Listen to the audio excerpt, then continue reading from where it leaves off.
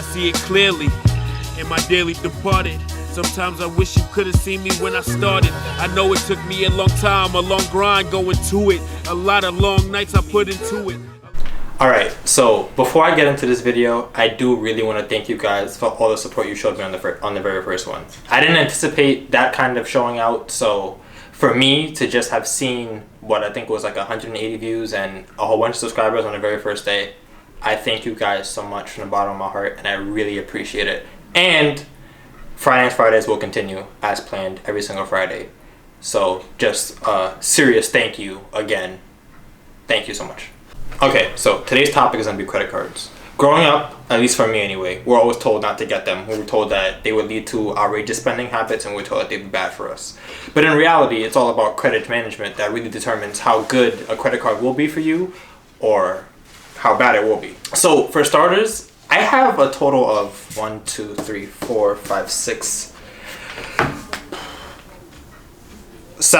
credit cards. And to be 22 with 7 credit cards, people look at me and they say, why on God's green earth do you have so much? And in reality, I say it's because I need them. I use all my credit cards in different ways to benefit how I live, whether it be shopping for groceries, shopping for streaming services like Netflix, Hulu, regular eating out purchases, or depending on how I want to earn points, miles. But I'm not going to get into the specifics of what makes each card great. I'm more so going to talk about how we can actually get into getting familiar with our credit scores. Okay, so the biggest factor in credit is your credit score. Your credit score effectively is kind of how banks look at you and they say, can I trust this person with my money so that he won't run away? That's literally it. Your credit score is scored by Equifax and TransUnion. Generally, they give you a number ranging anywhere between like 300 all the way to like about 850. If you have 850, you're doing something fantastic, and I would say keep it that way. If you got anything lower than 700, we can do some work with that, and you guys can reach out to me again with no problem. But talk about today, we're going to talk about what your credit score is, what impacts it, and how we can maintain it. Alright, so your credit score is comprised of several different factors, but the biggest factor I would say is going to be your payment history. So whenever a bank decides to lend us money on a credit card, they're either going to entice us with the whole no intro APR, meaning you don't have to pay them the full amount every month for probably like 12 to 15 months. However, I would go against that and say, if you're buying something, always have money to pay it back. It's not smart to carry a balance, because what happens is whenever you carry a balance, the bank is either going to say, hey, you're using a lot of your credit and it's going to drastically impact your credit score and lower it. Or worst case scenario, if you're not within that whole intro or no intro interest period, they're going to charge you interest. And banks, they charge a lot of interest. I believe it's like almost 30% of whatever it is that you owe them.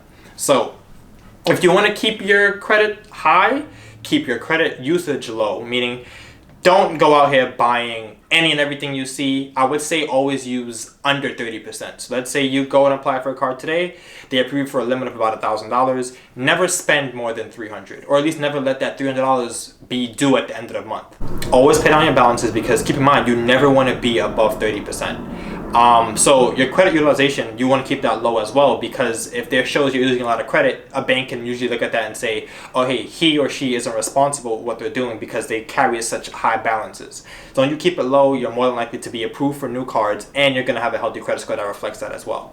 Now, this video isn't made for people to get up and go apply for any and every credit card because they think it'll boost their score, because by no means will it. The more you apply for credit cards, the more negative it is actually, because what that generally means is you're having a lot of hard inquiries on your account. Now, I don't know if you've ever gone shopping, but when people are trying to convince you to apply for any type of credit cards, I don't care what it is, it's a hard inquiry. That will not come off your credit report for 2 years. There are hard inquiries and soft ones. Soft inquiries are usually accounts done for like bills, like phone bills, light bills, things like that. Those come off your accounts within 2 years, but they also have no impact on your score for what it is. So generally, what I'm saying here is, if you're going to need a credit card, or if you're going to want to go and apply for one, think about it first. Not everybody needs an American Express card, and not everybody needs the Apple Card. But when you comes to using your card, you're going to want to think about how the card will benefit you. Okay, so for me, my first card was a Capital One Platinum card. Now, this card didn't give me any benefits. It didn't give me any crazy rewards back. No, but it was my first card in me understanding credit. They gave me a $500 limit to start off with. Now, granted, I did buy some stupid things. I bought a PlayStation with it, like literally the moment I got approved, but that's a story for another day. But in reality, what happened was it was kind of one of the best cards I could get for the time because I was a new kid who was still in college. I was still understanding what credit was. And in reality, I needed to establish my credit history from young. So when I got older, my cards and my accounts, they age better. So the longer you have a card open, the better it is. One thing I can say though, while they did start me off with only $500, they ended up raising my limit within 5 months of showing that I can pay the card in on time. So they raised me from $500 to $3,500. And while I may not use it today, it's still one of the best cards I have because I know I have that large amount of credit at my disposal. And it shows that, hey, he got this card at a really young age, and it shows that he's been paying it back on time every single month. So this is kind of one of the best cards I have on my credit history. While it may not be flashy or do anything beneficial for me, it's one of the best cards I could have applied for at my young age. Now, the hardest part with credit knowledge is knowing, hey, am I going to get approved for this card or not? I'm not saying that you can go and apply for any and every card and get approved, but I would say that if you are going to, you should know a few things. You should know your FICO score, which can always be found if you just literally look up how to get my FICO score.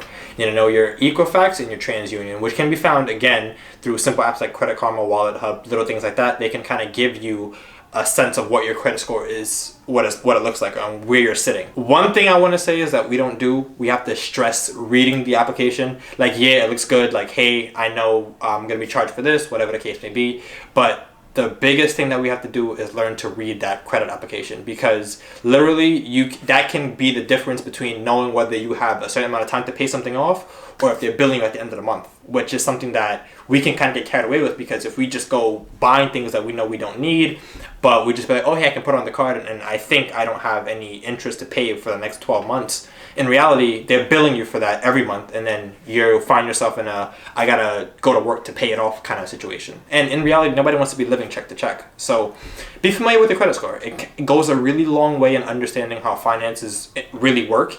And it's kind of like one of the best things you can do for yourself at a young age, or at any age in general.